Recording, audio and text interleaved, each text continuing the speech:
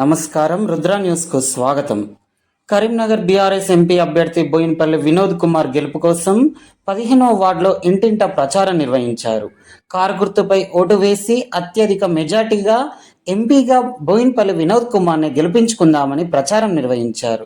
ఈ కార్యక్రమంలో municipal chairperson ఆకుల Rita Venkanna, vice chairperson Aileni Anita Srinivasa Reddy, కౌన్సిలర్లు, టీఆర్ఎస్ నాయకులు, కార్యకర్తలు, అభిమానులు తదితరులు పాల్గొన్నారు.